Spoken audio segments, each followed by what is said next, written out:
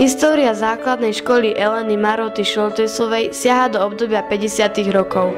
Podľa nového školského zákona z roku 1953 bola 1. septembra 1958 založená 8-ročná stredná škola. Priestorové i materiálne podmienky školy však neboli zabezpečené, preto sa vyučovalo v dvoch prenajatých budovách. Vyučovanie prebiehalo v dvojsmennej prevádzke, podmienky boli náročné a absencia novej budovy základnej školy bola stále vypuklejšia. Preto na jeseň 1959 riaditeľ školy Vladimír Ďurajka spolupracoval pri schvaľovaní návrhu výstavby budovy 13. striednej základnej 9-ročnej školy. Výrazný obrat v podmienkach vyučovania priniesol až rok 1962. V druhom polroku bola žiakom odovzdaná novostavba základnej 9-ročnej školy. Vyrástla na južnej strane mesta na Marxovej ulici. Základná škola začala fungovať pod vedením Vladimíra Ďurajku, v osobnosti ktorého sa snúbila prirodzená autorita s ľudskosťou, priateľstvom, pochopením a pracovitosťou. Svoju prácu miloval a obetoval jej celý život. Prvá zmienka o školskej družine sa objavuje v kronike školy už v roku 1963, teda už v druhom školskom roku od jej založenia, kedy školu navštevovalo 511 žiakov. Pri tomto počte bolo otvorené prvé oddelenie družiny mládeže. Vedúcou bola vtedy vychovávateľka pani Šimová. Rok 1975 bol rokom nových učebných osnov. Hodiny slovenského jazyka boli obohatené o počúvanie umeleckého textu, do šlabikára bola začlenená živá abeceda, v matematike sa kládol dôraz viac na logické myslenie ako na memorovanie. Ako nový predmet bola zavedená prvovka. V roku 1979 poznačili školstvo ďalšie reformné kroky. 9-ročná základná škola sa opäť mení na základnú školu s 8-ročnou povinnou školskou dochádzkou. V roku 1983 boli na základnej škole dokončené dva veľké projekty. Jedným z nich bola školská jedáleň, kde sa prvé obedy začali vydávať od januára 1983. Druhým bolo dokončenie a odovzdávanie telocvične do prevádzky. Týmto sa kvalita vyučovania výrazne zlepšila a telesná výchova sa prestala učiť na chodbách školy. V roku 1984 sa po trojročnom vedení školy ako zástupkyňa stala riaditeľkou Emília Kresanová, ktorú si kolegovia a kolegyne, s ktorými pracovala, pamätajú ako pracovitú, prísnu, avšak dôslednú osobnosť so zmyslom pre spravodlivosť. Ako sama hovorí, škola bez disciplíny je ako mlyn bez vody.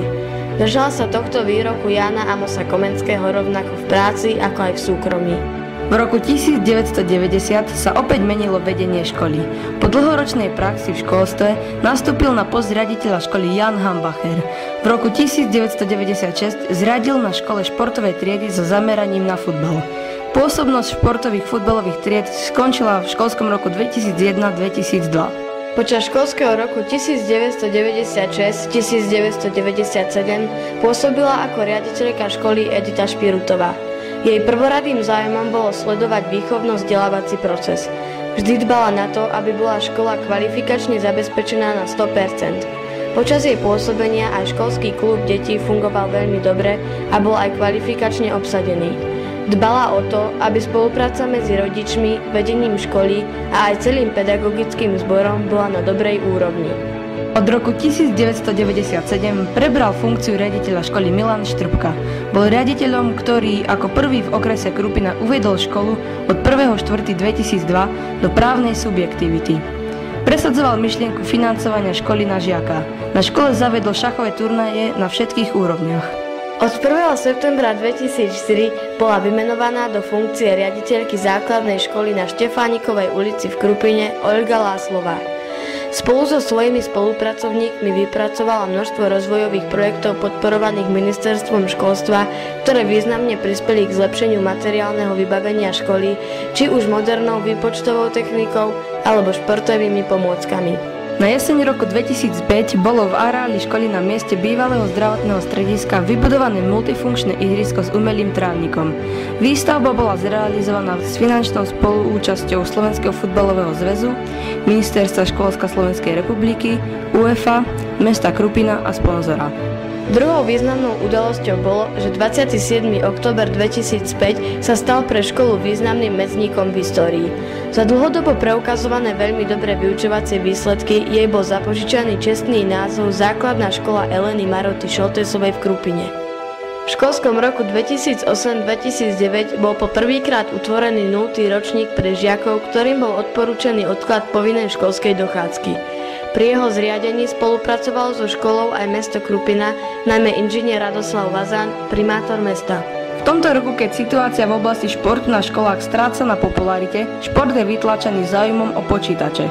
Štatistiky vykazujú červené čísla v počte žiakov s obezitou. Preto vznikla potreba zriadiť športové triedy po druhýkrát. Tentoraz už so zameraním na futbal pre chlapcov a volejbal pre dievčatá. Zavedenie športových tried od 5. ročníka sa stáva súčasťou školského vzdelávacieho programu.